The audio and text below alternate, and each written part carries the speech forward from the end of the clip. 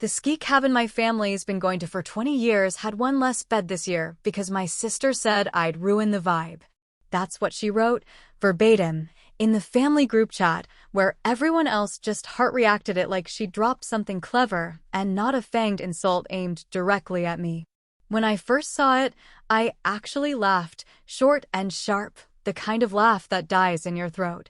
Then I sat there for a few minutes, phone screen dimming in my hand, wondering if I was overreacting or if this was really happening. You ever read something 3 times because your brain just refuses to believe the words? That was me.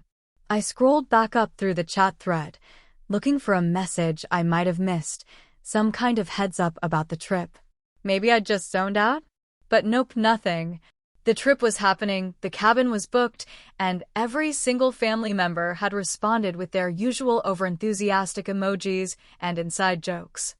And there I was, excluded, but still in the room to see it all unfold. It wasn't just that they went without me. That would have been a passive mistake, an oversight.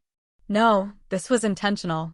Ashley, my little sister, said she thought I'd ruin the mood, and apparently that was reason enough to just cut me out of a family tradition that had been running since I was in high school.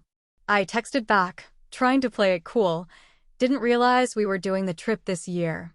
Guess I missed the memo. That's when she replied, lightning fast. We figured you'd skip it. You know, for everyone's sake. For everyone's sake. I read that part over and over. My sister, the woman who's been living in my rent-free guest apartment for the better part of 5 years, just told me I wasn't welcome because my presence would mess up her little Instagram-perfect holiday vibe. Here's the kicker. I've never once missed that trip. Not during the year my ex-wife left. Not during the December I had to work overtime and flew in late just to make it for the last day. I'm the one who brings the grocery bags, who rents the SUV, who hauls the damn sleds. And now suddenly I'm the problem? Let me rewind just a bit. I'm Danny, 42, single, no kids, work remote for a software company that bores people when I explain what it is. I own a small duplex in Phoenix, and 5 years ago, I let Ashley move into the unit I'd renovated in back. She'd just gotten out of college, had a terrible breakup, and needed a place to crash for a few months. Somehow that turned into half a decade of free rent, utilities on me, and the occasional passive-aggressive complaint about the plumbing. I never charged her a dime. Never asked for anything. I figured, hey, we're family. What's mine is hers, right? Apparently not the other way around. As the reality of being cut out sank in, I noticed something else that stung even more. No one else said a damn thing. Not my mom. Not my cousins. Not even Brian, who's usually quick to throw sarcasm into anything Ashley says. It was like they'd all silently agreed that, yeah, maybe I would ruin the mood. Maybe Danny's just too serious. Too dry. Too much of a buzzkill to bring on a trip filled with fireball shots and matching flannel pajamas. I always knew I was the background brother in family photos, there to fill space and help move tables, but I didn't think I was disposable. At first, I thought about letting it go. Just say nothing, skip the trip, let them have their perfect little snow-covered selfies. But then Ashley texted me individually 2 hours later. Hey, can you water my plants next week while I'm gone? T-checks, smiley face. That's when the switch flipped. It wasn't just that she didn't want me there. It was that she assumed I'd still be the same doormat. The same reliable, quiet, responsible brother who'd smile politely while eating at the kiddie table and laugh at her stories like they were original content. She wanted to have it both ways, cut me out, but still count on me. And I was done being counted on when it only counted for her. So I walked into the guest apartment while she was off getting her nails done for her pre-ski glow-up, and I started packing her stuff into boxes. Not in a messy, throw it all on the lawn way. Neatly. Respectfully. I stacked them by the front door. I changed the keypad code. I turned off the Wi-Fi. And I left a note on the counter that read, Ashley, you'll need to find a new place by next month. Sorry if this ruins your vibe. I didn't post anything. I didn't make it dramatic. I just did what I should have done years ago. Took my space back. Reclaimed the square footage of my own damn life. 2 hours after that, I posted an old photo to the group chat. One from a ski trip 10 years ago, me and Ashley on a lift, cheeks red from the cold, both of us smiling. Captioned it, "Some traditions just die hard." Huh? Then I muted the chat. Okay, but let me ask you something before we keep going. What would you have done? If your sister tried to ice you out like that but still expected you to watch her plants, feed her cat, and keep the lights on for her return, would you play nice? Or would you finally grow a spine and remind her who's been footing the bill for her little influencer lifestyle? Because I'll be honest with you, the moment I changed that lock code, I thought it might be petty. I thought maybe I'd regret it. But what happened next? Yeah, that changed everything. And it all started blowing up before she even got to the mountain. I didn't throw her out with any kind of flair or vengeance. Despite what she later told people, I didn't scream, didn't rage, didn't even leave a sarcastic note or toss her clothes on the lawn like something out of a soap opera. I just boxed her things, locked the door, and drew a line she never imagined I'd actually draw. That's the part people miss when they hear this story. They think I snapped because of one group chat, one trip, one petty line about ruining the mood, but the truth is, that message was just the final drip in a bucket that had been spilling over for years. Ashley has always had that ability to bend people around her like gravity, to make her messes feel like group problems, to spread chaos and somehow never get touched by the fallout. It started when we were kids, small things, like blaming me when she broke a lamp or borrowing my CD player and then claiming it had already been scratched when she got it. But back then, I was older and everyone expected me to be the bigger person, the responsible one. And I was. Over and over. To the point where being the bigger person became my entire personality. And Ashley? She learned that no matter how much damage she did, someone, usually me, would smooth it over before anyone else noticed. When she asked to move into the back apartment, I didn't even hesitate.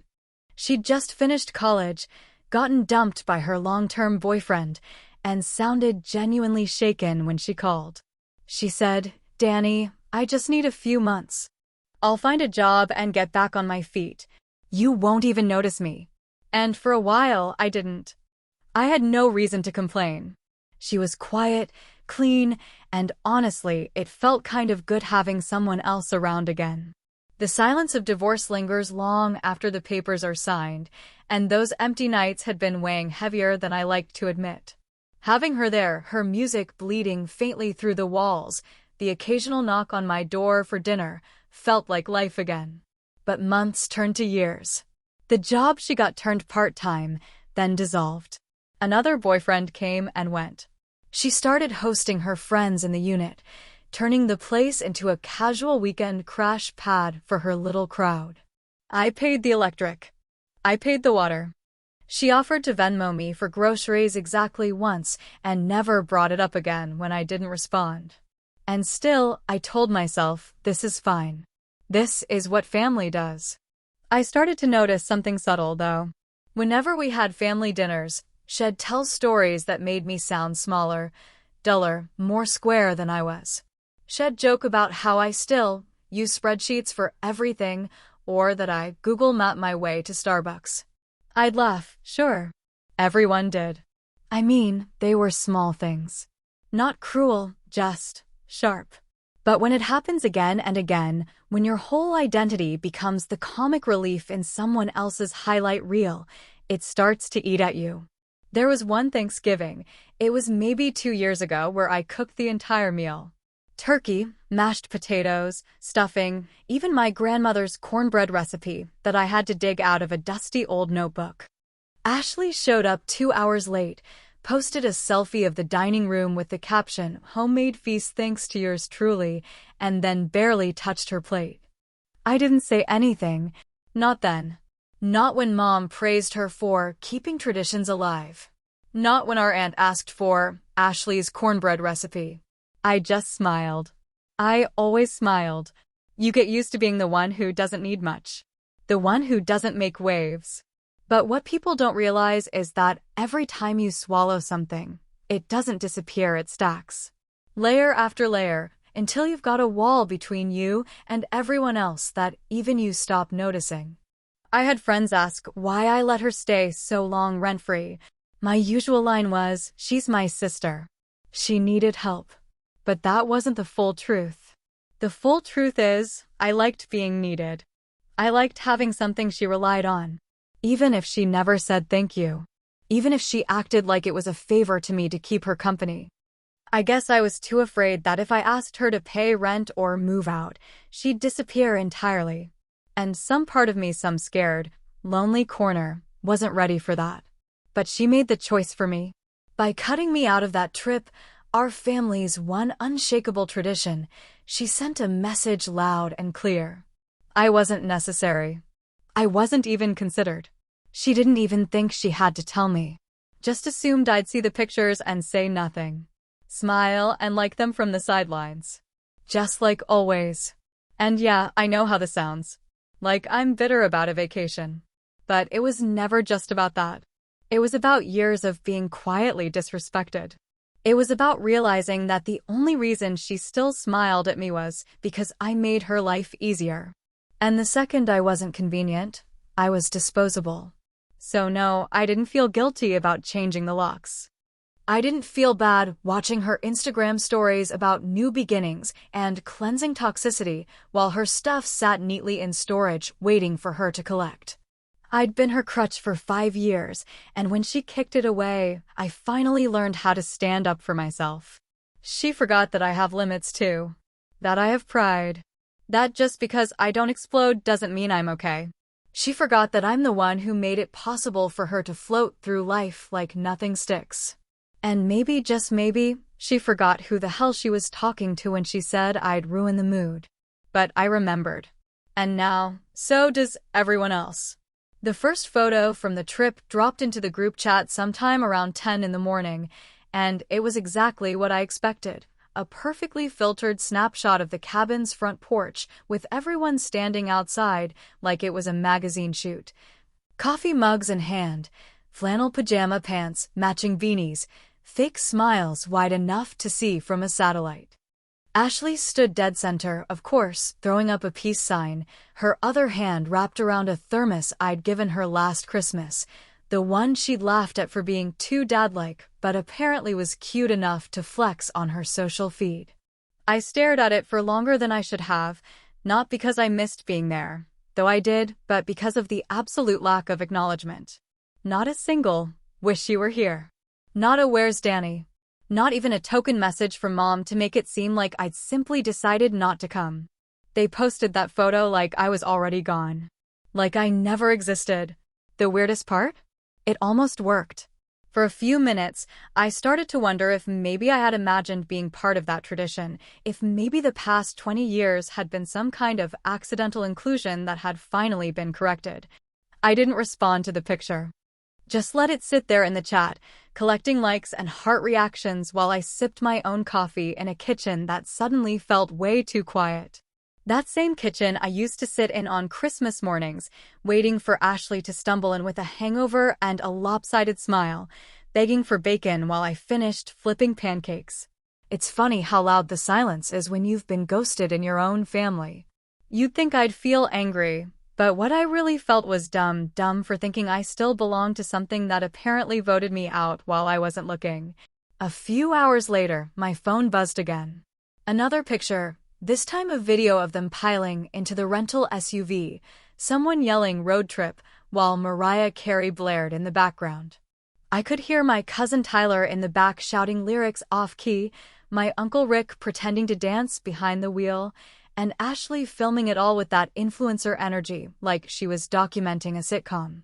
Again, no mention of me. Just a perfect little loop of inclusion that didn't include the guy who used to handle all the logistics, the gas, the playlist, the maps, the tire chains. I wasn't just removed from the moment, I'd been scrubbed from the record. Then my phone buzzed with a separate message, just one. From Mom. "Hey honey, why didn't you come? Ashley said you were working or something." Working or something.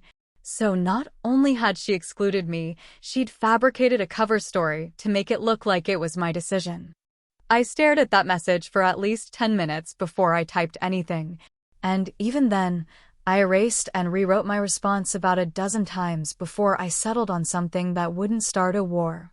I wasn't invited. That's it. Just those 3 words. Let the simplicity punch through the noise. Mom's red receipt popped up immediately, followed by the little dots of her typing. Then they stopped. Then started again. Then stopped. And then, nothing. That silence told me everything. Ashley hadn't just gone rogue, she'd taken over the narrative, spun the whole thing into a version where I had gracefully declined, where she didn't have to own up to icing out her own brother. And the others? Either they bought it or they didn't care enough to ask questions. That afternoon, I started pulling old photos off my shelves. Not in a rage, not with tears, just quietly, one frame at a time. Ski trips from the early 2000s. Family dinners. Group shots on the couch, Ashley and me shoulder to shoulder, both of us grinning like we hadn't learned to resent each other yet. I realized something while doing it. Almost every single one of those photos had been taken by me. I was the one holding the camera, setting the timer, arranging people, printing copies. I'd helped build the illusion of a close-knit family, and now I was watching them use it to craft a version of the story where I didn't exist. And yet, I didn't delete them. I didn't throw them out. I just boxed them, labeled the top, and slid the whole collection into the closet. Because even if they'd moved on, I wasn't going to pretend the memories didn't happen. They happened. I was there. I mattered. But the dam didn't really break until later that night when I opened Instagram, just out of habit, and saw Ashley had posted a photo of the dinner table in the cabin. She captioned it, "Family means everything red heart #blessed #traditions." And there, on the table, was my cornbread. Not her version. Mine. She'd either taken some from the last time I'd made it and frozen it, or worse, she'd somehow found the recipe in my kitchen, where I kept it scribbled on a yellowing index card from our grandmother. She'd laid it out like it was her own, just another piece of the image she curated so well. Family means everything. Sure, as long as family means followers, likes, and you being at the center of it all. That night, for the first time since the locks clicked and her stuff was boxed, I stopped wondering if I'd gone too far. Because there's a difference between being bitter and being done, and I was officially done. But hey race, where it got interesting, 2 hours after that post, I got a DM from my cousin Brian. It said simply, "Dude, what the hell happened?" So maybe, just maybe, not everyone had been buying what Ashley was selling. Maybe the cracks were already starting to show. And the best part? She didn't even know yet that the locks had changed. Ashley finally texted me around noon the next day, a quick, casual message like we were still on good terms, like none of this mess had actually happened and I hadn't been surgically removed from my own family's winter tradition without so much as a warning.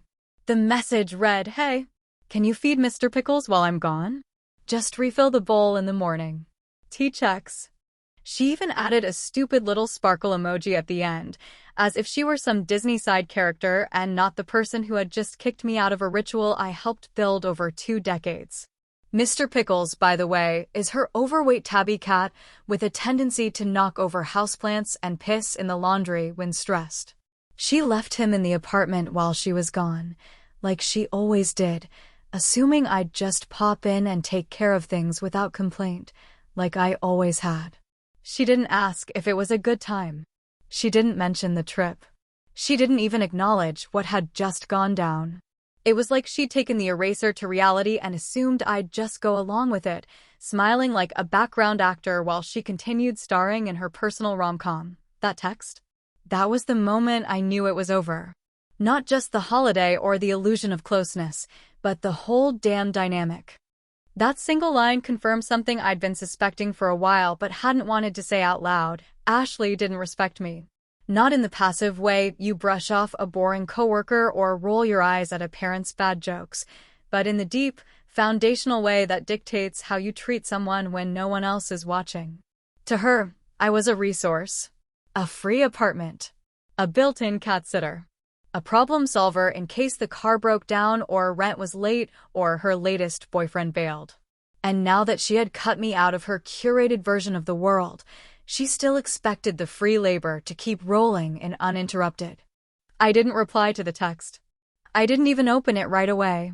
I just stared at my phone, then looked out the kitchen window, watching the sun beat down on the cactus-lined backyard that she used to sit in every Sunday with her stupid meditation app and her yoga mat. The silence in the apartment felt different now, heavier, sharper.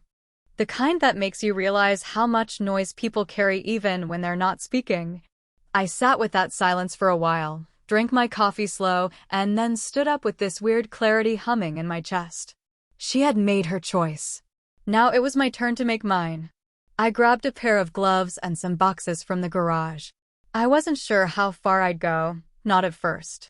Part of me thought maybe I'd just pack a few things to make a point.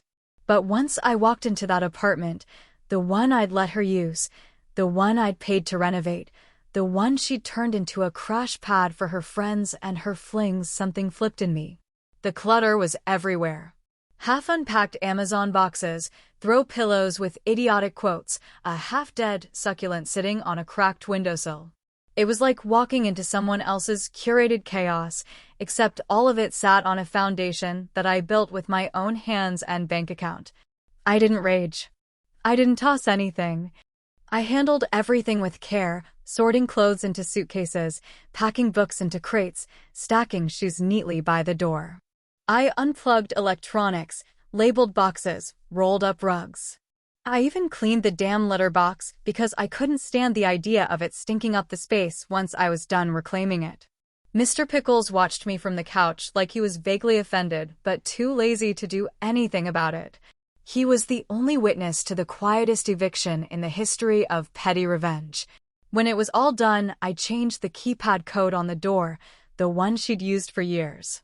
I left her a single note on the counter, written in clean handwriting on the back of a grocery receipt. It said, "Ashley, you'll need to find a new place by next month. Your things are in storage, Unit 17. Mr. Pickles is safe and with me for now. I suggest you make arrangements for both. Best, Danny." I took a photo of the note, just in case. Not because I thought she'd deny getting it, but because I'd learned to keep receipts when dealing with Ashley. Then I walked out, closed the door, and locked it behind me for the first time in 5 years. I felt nothing at first. Not relief. Not anger. Not victory.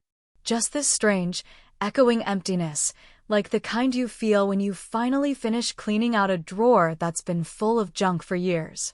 The drawer is finally organized, sure, but now you're just staring at space where something used to be.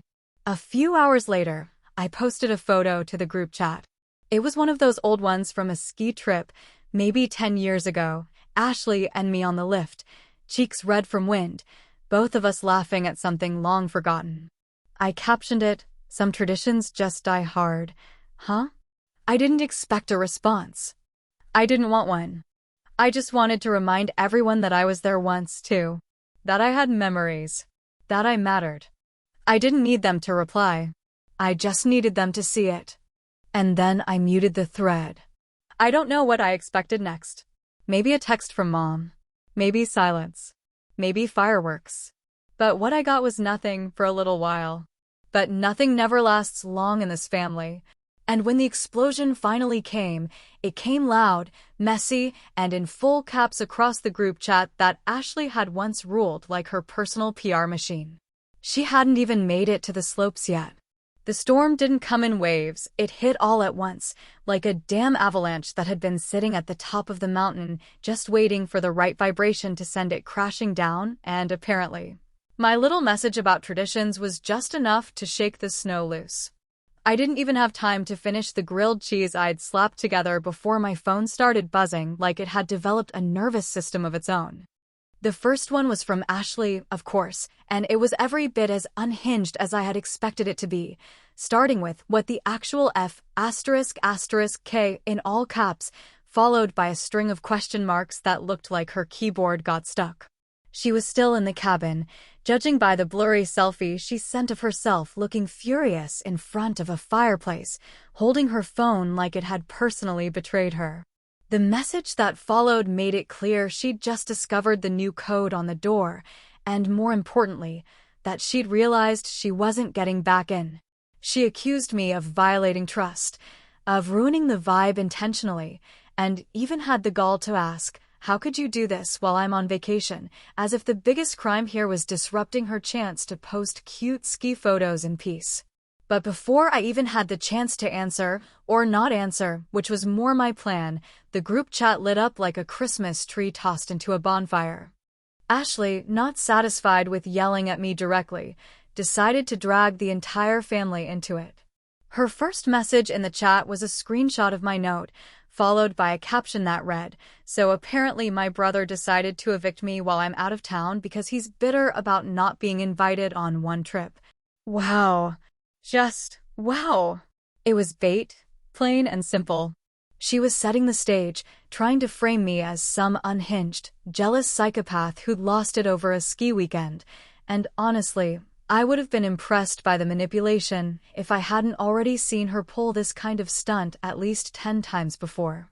She always knew how to get in first, control the story, and paint herself as the victim before anyone else could ask questions. And for a moment, it looked like it was working. Our cousin Jenna chimed in first with, "Wait, what's going on?" And Ashley, ever the drama queen, launched into this long-winded recap where she skipped over every important detail and focused entirely on how cruel it was that I'd changed the locks and blindsided her during her much-needed time to reset emotionally. The words she used were almost clinical, like she'd been rehearsing them for therapy, trying to sound enlightened while lobbing accusations like grenades. Then, without saying a word, I posted the screenshot. The one of her asking me to water her plants, dated the same day she was leaving for the trip she hadn't invited me to. The exact message that came after she publicly announced I'd ruined the vibe. I posted it with no caption, no commentary, just the screenshot. And in that moment, the entire mood of the chat shifted like the air before a thunderstorm. You could practically feel the tension through the silence that followed. Brian was the first to break it. "Damn, that's cold, Ash." 3 words, but man, they carried the weight of a brick. Ashley tried to recover, of course, immediately backpedaling, saying she was trying to protect the energy of the trip and that sometimes hard boundaries are necessary. But the damage was done. She didn't have control of the story anymore. Other messages started trickling in, slower, more cautious. "Uncle Rick, wait, Danny wasn't invited? I thought he couldn't come." Mom, finally surfacing from wherever she'd been hiding. Ashley told us he had work obligations. It was like dominoes falling, one after the other, as people realized they'd been fed a version of the truth that didn't hold up under scrutiny. And I didn't say a damn thing. I just watched. Because sometimes, silence is louder than any defense you could make. Ashley kept going, growing more frantic, accusing me of trying to turn everyone against her and calling the eviction a calculated betrayal, like we were co-stars in a Shakespearean drama and not 2 siblings who'd just reached the end of a very long, very uneven road. She tried to paint me as the villain, and when that didn't work, she switched tactics, guilt. "You knew I had nowhere else to go," she wrote. "You knew how hard this year's been for me. I can't believe you'd kick me out over something so petty." And maybe she believed that. Maybe she really thought this was about the trip and not the years of disrespect, entitlement, and casual cruelty that led us to this exact moment. But I didn't answer because I didn't need to. Everyone else was finally seeing the full picture, the one I'd been living in for far too long. Dad texted me privately. "Call me now." I looked at the message for a solid minute, the weight of it sitting heavy in my chest. Dad doesn't use exclamation points. He doesn't beg. He just commands. But this time, I didn't move. I didn't call. I didn't respond. For the first time in my adult life, I let my father's voice go unanswered. I poured a drink instead, sat back, and let the group chat keep buzzing like a kicked hornet's nest. Ashley had built her narrative so carefully over the years, cast herself as the sunny, sweet, slightly scatterbrained darling of the family. But narratives crack when you hold them up to light, and in that chat, in that moment, all her cracks were on full display. She thought I'd roll over. She thought I'd stay quiet. She thought I'd be the reliable big brother forever. But people like me, quiet, patient, reliable people, we don't blow up easily. We don't shout to be heard. But when we finally draw a line, we don't move it. And this time, I wasn't the one who crossed it. She was. The next 48 hours unraveled faster than I ever could have predicted, and it wasn't because I'd planned some grand takedown or orchestrated the implosion of the trip from my quiet little kitchen in Phoenix. It just happened. Like watching a house of cards tremble after the first one tips. I didn't send another message to the group, didn't respond to Ashley's flurry of follow-ups, didn't return Dad's call or offer any kind of defense. I just let it ride. I let the silence stretch long enough for people to sit in the awkwardness and start connecting dots they'd ignored for far too long. Ashley, meanwhile, was losing her grip faster than an amateur skier on black ice. Her messages started to shift from performative anger to panicked over-explanations, like she could feel the narrative slipping through her fingers and was trying to grab it with both hands before it landed in the dirt. She posted photos to Instagram every few hours, smiling in ski goggles, laughing at a fire pit, drinking cocoa on the balcony, but the captions started sounding forced, like she was trying to prove something, like she was yelling, "Everything is fine," into the void and hoping someone would believe it. But even through the filters and the forced hashtags, something was off. You could see it in her eyes. I later found out from Brian, because of course he couldn't help himself, that things up at the cabin got real awkward, real fast. The energy was off, the group was split, and people were suddenly not as interested in playing along with the Ashley show. My mom apparently kept asking questions in the kitchen, not loud enough to start a fight, but enough to make Ashley sweat. Things like, "Why didn't you just tell him?" And "Was this your decision or everyone's?" And my personal favorite, "Why is your brother not answering my calls?" Turns out, Ashley didn't just lie to me, she lied to everyone. She told Mom and Dad that I had too much going on and wanted to skip this year, told my cousins that I was maybe bringing a girlfriend, and then backed out last minute. She spun just enough half-truths to keep everyone comfortable, to avoid anyone asking real questions. But once that first crack showed, the whole thing started breaking apart. The family dinner that night? Total disaster. Brian said it started when our Aunt Janice asked, not so innocently, if Ashley was still living in my place for free. Now Janice is one of those people who likes to lob grenades while pretending to sip wine politely, and this one hit with a direct impact. Ashley tried to laugh it off, saying something like, "Well, not totally free," but by then, the tension was already spilling over the table like bad gravy. Our Uncle Rick, who's usually checked out unless someone brings up football or grilling, apparently raised his eyebrows and said, "Wait, you've been living there for how long?" Which was followed by my mom, staring at her plate, quietly saying, 5 years. And that was it. The tipping point.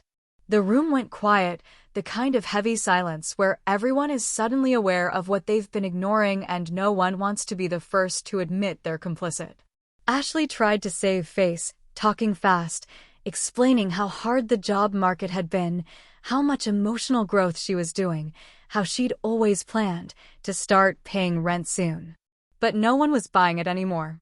Because now it wasn't just about me being excluded from a ski trip, it was about Ashley's long-standing pattern of taking without giving, of framing herself as the hero of every story while quietly writing everyone else into roles they never agreed to play.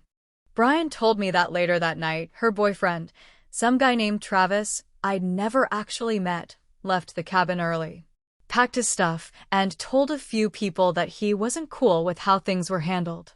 Apparently, he and I had a few mutuals back in Phoenix, and when he found out the full story, Ashley getting free housing, excluding me from the trip, then losing her mind when I finally drew a boundary, He decided maybe this wasn't a situation he wanted to be tangled up in. I didn't know whether to feel smug or sad about that. Probably both. But the biggest shift didn't happen at the cabin. It happened in the silences that followed. I started getting texts, not from Ashley, but from people who'd stayed quiet until now. Jenna messaged me late at night, said she'd always thought it was weird how much Ashley relied on me but never gave credit. Said she felt bad for not asking more questions. Then our cousin Jake, who I hadn't talked to one-on-one in probably 3 years, texted, "Hey man, I just want you to know I see you. For real. Sorry for not saying it sooner." Those messages did something I wasn't expecting. They made me angry. Not at the people sending them, but at myself for letting it go on this long, for pretending it wasn't as bad as it was, for carrying the weight of keeping peace while Ashley went unchecked for years. I had let this dynamic fester like a splinter under skin, always thinking it wasn't worth making noise about, always telling myself to be the adult, the bigger person, the reliable one. But now that the spotlight was finally shifting, I couldn't ignore how heavy it had all become. Ashley still hadn't apologized. Not once. Not in the chat, not in private, not through gritted teeth or fake pleasantries. She doubled down, clung to the narrative that I had overreacted, that I had made a big deal out of a miscommunication, and that my reaction was disproportionate. That word, disproportionate, really stuck with me. Like there was some proper equation for betrayal, some acceptable level of being cut out and lied to and still expected to serve cat food while they toasted each other in the mountains. No, it wasn't disproportionate. It was overdue. And from what I was hearing, the mountain air was starting to feel real thin for her. She just didn't know the biggest fall was still coming. Ashley came back from the trip 2 days earlier than planned, not because the vacation had ended or the snow had melted or the mountain had suddenly stopped being photogenic, but because, according to Brian's very amused text, she just couldn't take the vibe shift anymore. That was the phrase he used, vibe shift, and while I usually roll my eyes at his choice of words, this time it was almost poetic. The cabin that had once been her stage had turned into a mirror, and she couldn't bear to look at her own reflection in the eyes of the people she'd finally stopped impressing. I knew she was back in town before she even messaged me. One of her friends posted a picture from a bar downtown, tagging her in it with a caption about girls' night therapy and a few not-so-subtle references to cutting off toxic people. I didn't respond. I didn't reach out. I figured she needed a few days to let her ego scab over before she tried anything direct, and I was more than happy to give her all the space she never knew I had until it was gone. But then came the text. "Where's my stuff?" Not a hello. Not a check-in. Not even a half-hearted apology. Just that 3 words, cold and clipped, like we were in the middle of a business dispute and she was following up on a lost shipment. I didn't answer right away because honestly, I was tempted not to answer at all. But eventually, after a long exhale and a sip of my now lukewarm coffee, I wrote back, "It's in storage. Unit 17 at Thunderbird. Your name's on the paperwork. You'll need ID." That was it. No drama. No punctuation beyond what was necessary. Just facts, clean and simple. She didn't respond to that one for hours, which I took as a small mercy. The quiet after that message was more satisfying than I expected. I imagined her sitting in her car, fuming at the audacity of me treating her like any other tenant who'd worn out her welcome. Because that's what she was now. Just another person who had crossed the line and learned that consequences exist even in families like ours, the ones that pretend blood is thicker than boundaries. The next day, I saw her stories on social media had shifted tone. No more cozy fireside aesthetics or family means everything captions. Now it was all about new chapters and letting go and finding peace in detachment, which was just vague enough to make it seem deep, but not so specific that any of her followers would know she'd just been kicked out of the only free housing she'd had in 5 years. I didn't respond to any of it, of course. Watching it was like viewing the final act of a play I'd already walked out of halfway through. Then came the knock on my door. It wasn't Ashley, it was my mother. She showed up without warning, which she never does, wearing one of her long cardigans and holding a plastic container of lemon bars like she thought this was still the kind of situation that could be softened with baked goods. I opened the door, took one look at her face, and knew we were about to have the conversation I'd been avoiding for over a decade. Not just about Ashley. About everything. We sat at the kitchen table in near silence for a minute, the kind of silence that weighs heavy because it carries years of unspoken things. She finally broke it with a sigh and said, "I think I owe you an apology." That caught me off guard. My mom is many things kind, loving, loyal, but apologizing isn't really in her wheelhouse, especially when it comes to her youngest daughter. But there it was, out in the open, like a foreign object we both had to examine carefully. "I didn't know," she said. "I mean, I knew things weren't fair sometimes. I knew Ashley leaned on you more than she should. But I didn't realize how much you were giving until she stopped pretending to give anything back."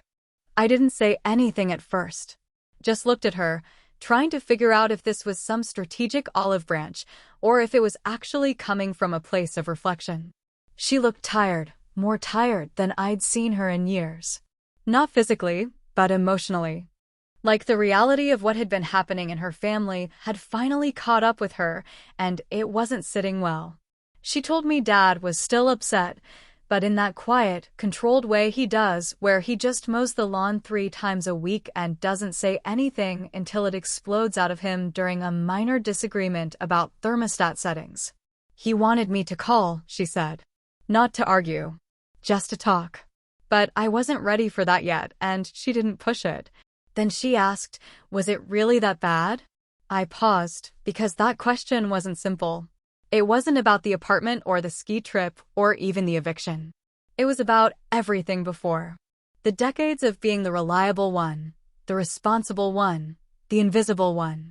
The years of watching Ashley take and take while everyone else clapped for her show and expected me to clean up the stage afterward.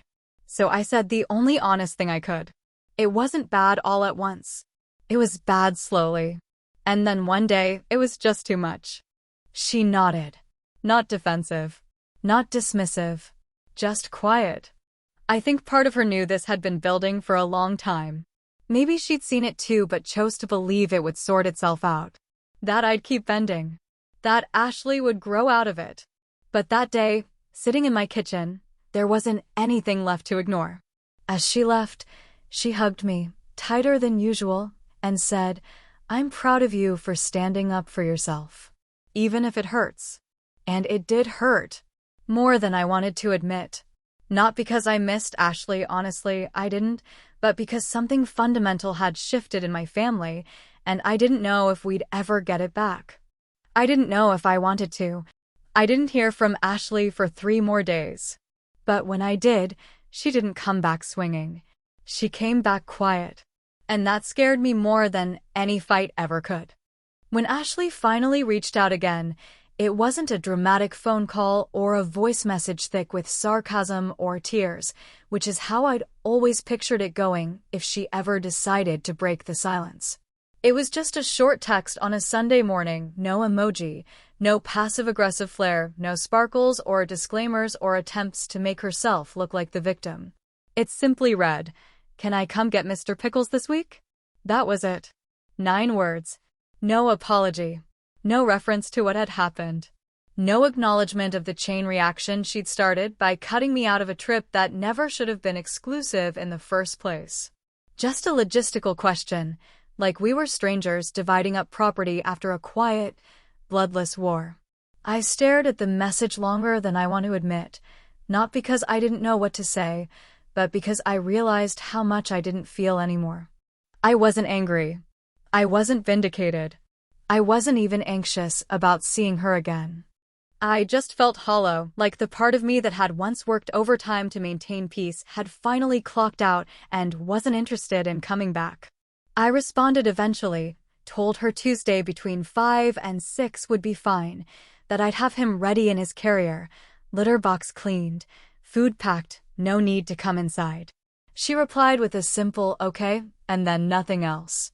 Tuesday came, and right on time, Her car pulled up to the curb like it had 100 times before, except this time she didn't walk through the side gate or wave like she owned the place. She stood outside her car, engine off, arms folded, eyes on the porch as I came out holding the cat carrier in one hand and a paper bag of supplies in the other. Mr. Pickles meowed once, loud and confused, as if sensing that this wasn't just a vet trip or an errand. This was final. A line drawn, and now they were crossing to the other side of it. She didn't look like herself, at least not the self she usually projects, the always glowing, put together, social media perfect version. Her hair was tied back in a messy knot, no makeup, eyes puffy like maybe sleep had been a stranger lately. She didn't smile, didn't pretend, and I appreciated that. If there was one gift in all of this, it was that the pretending had finally stopped. "Thanks," she said, as she took the carrier from me. She didn't reach for the bag, just the cat, cradling the handle like it was the last piece of comfort she still had left. I nodded, said, "He's been good. Ate normal. Slept a lot." And then we just stood there for a second, like two people waiting for a train they weren't sure was ever coming. I half expected her to say something, anything. Maybe she'd apologize. Maybe she'd defend herself one last time.